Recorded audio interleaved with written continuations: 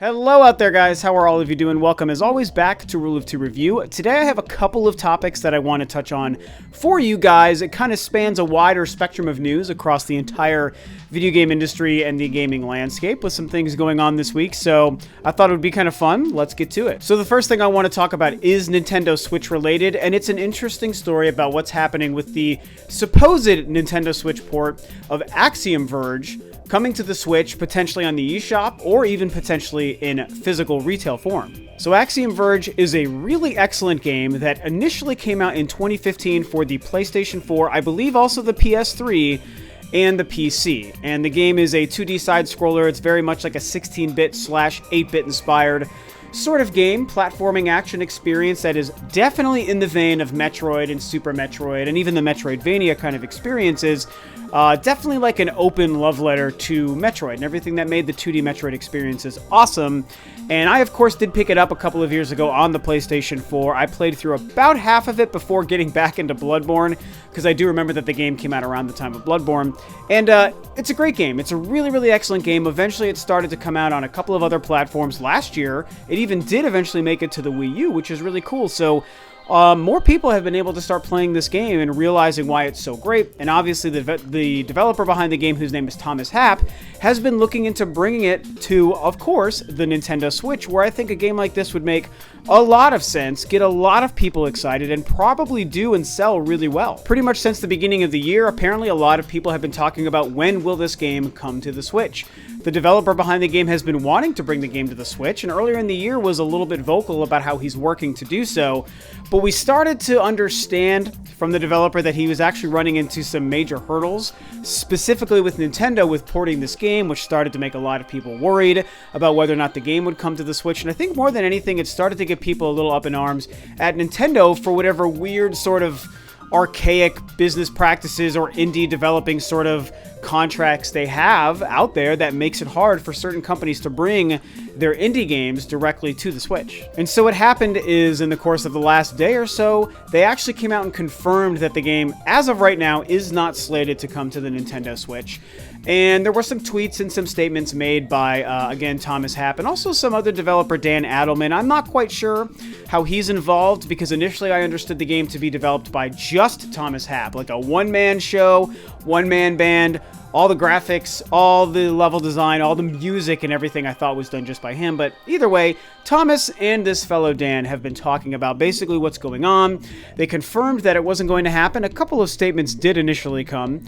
One of the things they said recently when kind of answering a question on Twitter about whether or not the game was going to come, they said it is 100% up to Nintendo. It could have been a launch title if they had approved it. We need to wait for them to say it's okay. We could have had it out at launch. We've been asking them nonstop for over a year. We're looking at ways to work around Nintendo of America. Nothing is certain. Pretty lengthy tweet and quote there, but it definitely kind of gives you an idea of what they were dealing with. And this was, I believe, don't quote me on the time frame, I don't even have the info in front of me. I think that was in the last couple of weeks or maybe even couple of months that happened. And so there you go, sort of confirmation that Nintendo of America specifically, and we've heard stories about Nintendo of America when it comes to some of this stuff, is really making it hard for them to bring this game over to the Switch, and they even had to find ways to work around Nintendo of America. Really strange, and I don't really know why Nintendo would be doing it. And then, just yesterday, it looks like, was another confirmation tweet from Thomas Happ about the situation for the Nintendo Switch, and he says, I believe the official line is no ports, with the exceptions of games like Binding of Isaac, Stardew Valley, Terraria, Minecraft, Gungeon, I Am Setsuna, Skyrim. So apparently, and it's weird because he does use the words, I believe the official line is, so it doesn't necessarily make it like a fact or a quote, but that is what he's saying, and obviously he's someone in a position to talk to Nintendo about bringing his game to the Switch, and apparently Nintendo might be telling a lot of companies that they don't want ports on the Nintendo Switch, of course, you know, with the exception of the few that have already been confirmed. So what does all this mean? it basically means that Nintendo might be making it hard for some companies to bring their games over to the Switch. Seems pretty obvious. But the question is why? Why would that be happening? And if there's truth to this no ports thing, what is that about? At the end of the day, it's kind of hard to say, but I find it surprising that Nintendo would have this sort of philosophy when it comes to the Switch of no ports, because we know that they're porting one of their biggest game in just a couple of days. Mario Kart 8 Deluxe is going to be coming out, which is a port of a last generation game from the Wii U. And then of course all these other games listed like I Am Setsuna and Skyrim, which is like a huge game to be porting.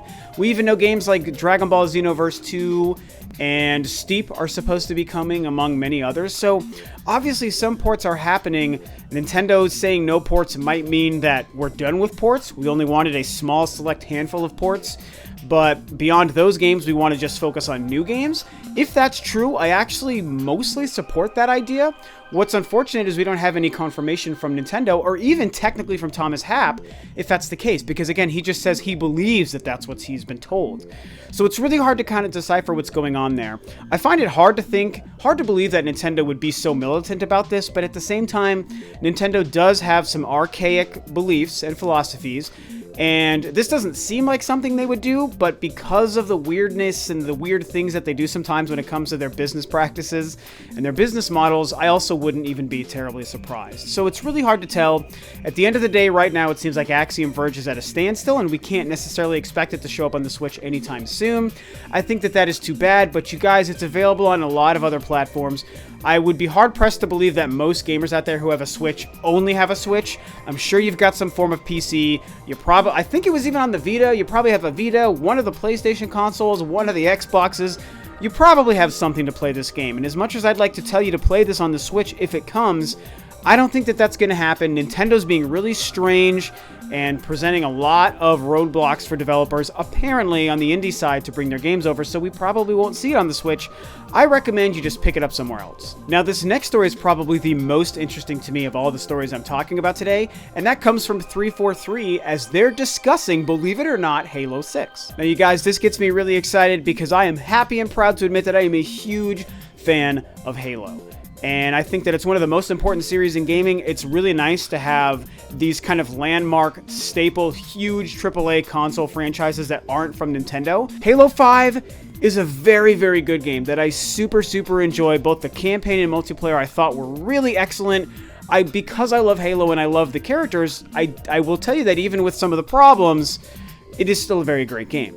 Now, what's happening is there was some backlash from Halo 5 because, as people who played that game know, most of that game you don't even play as Master Chief, which I thought was a huge mistake. And it's definitely one of the biggest, if not probably the biggest complaint I have about Halo 5. And 343 is actually addressing that when discussing what they plan to do with Halo 6. When I tell you that that's one of the biggest complaints I had with Halo 5, the two main complaints I should tell you guys are, one, how often you don't play as Master Chief, and two, the fact that they kind of built their campaign to sell that game to us and get people excited for that game on a lie, and that really bothered me. A lot of you guys may remember a couple of years ago, this awesome live-action commercial campaign they had for that game where it showed two different sides of the same battle ending, where Master Chief and the new character introduced, Spartan Locke, had obviously been feuding, and there's one commercial where Locke is standing over an injured Master Chief giving this epic speech of why you failed and I'm the best and now you're going to end, and then boom, and it's like he's obviously going to kill Master Chief, and you're like, what? And then there was the reverse where it's Master Chief doing the same thing over Spartan Locke, and they were live action, and I thought they were incredible, you guys, and it got me so hyped for Halo 5. I was like, this is insane what they're doing here. What does this mean? And the biggest problem I had is by the time that game, I played through that campaign of that game, really that conflict wasn't technically a part of the story. Spartan Locke is a great character. I really liked him. I liked the addition of him. I thought that he adds a lot to the Spartan kind of universe and to the Halo universe, and as a unique foil to Master Chief, but there really ended up being no feud. They like confronted each other twice. And then for like probably 75% of the missions, you're actually playing as Locke and his team. And the gameplay was great, and graphics and presentation, it was all great, but it wasn't Master Chief, and I was like, where the hell is Master Chief? The only thing they really delivered on in that respect is a good story centered around Cortana, and that got me very excited. Anyway, so those are the problems I had with Halo 5, but now they're addressing them, and here are some of the quotes that 343 had to say about Halo 6. We very much realized that people wanted Master Chief's story of Halo 5. We definitely marketed in a way that we hoped was going to bring surprise, but for some fans, and certainly fans of Master Chief, it was a huge disappointment because they wanted more Chief. It wasn't that surprising to me, but the volume of give us more Chief at the end of Halo 5 was significant, and so I think if anything, he's slightly more important now than he has ever been, certainly to our franchise. So ultimately, 343 acknowledges that they really didn't have enough Master Chief in that game, and I'm actually glad to learn through this that so many fans were public in their outcry about how much they didn't like not having Master Chief be such a part of that game. I thought I was one of the only people talking about that, which I find surprising. Also, I find it surprising that 343 was surprised by the reaction.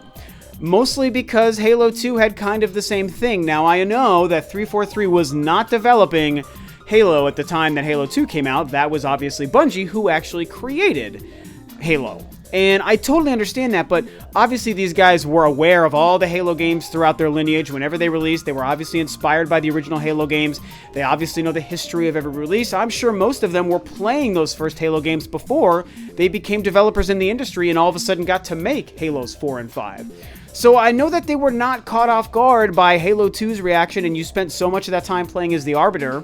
And Halo 2 is my least favorite Halo for that reason, because you play so much Arbiter and not enough Master Chief. Give us Master Chief. So at the end of the day, what I think is happening is they've learned, hey, Halo 6 is obviously coming. They don't say Halo 6, but they're talking about their next Halo game. And they're like, yeah, Master Chief is obviously important. Our bad. We didn't realize that people only wanted to play as Master Chief, which to me seems like a no-brainer. Nevertheless, they seem to be realizing the error of their ways, and so I think we can expect a lot more Master Chief in Halo 6. And more than anything, the thing that gets me even more excited is I know we're going to get some more of my favorite person, Cortana. Now, this last story is kind of a big one, and this has to do with Marvel vs. Capcom Infinite and the fact that they just announced a deluxe edition that's going to have a bunch of really cool stuff for pre-order, like 7 different statues and an art book. And Chun-Li is going to come to your house and make breakfast for you in your kitchen. It's all sorts of crazy shit for probably $238 million. And one of the other things that happened through this is they confirmed a couple of other playable characters in the game, which is great news. I think the total roster, I believe, is up to 14 right now. But they also confirmed that there will be 6 characters as DLC. And this is a big deal because it has a lot of people on the internet up in arms. And I do understand why, because there's a weird precedent here. And I have to say that I'm of the mindset where, as of right now, it doesn't quite yet make me angry or worried. The main reason I'm not yet worried is because this is kind of to be expected. And at the end of the day, as much as we probably don't like to admit it, this is kind of common practice in the world of gaming nowadays, in AAA gaming. And so much content is available as downloadable after the purchase, it kind of makes sense. To me, I don't like the idea of this in the sense that we've seen Capcom mess this up before.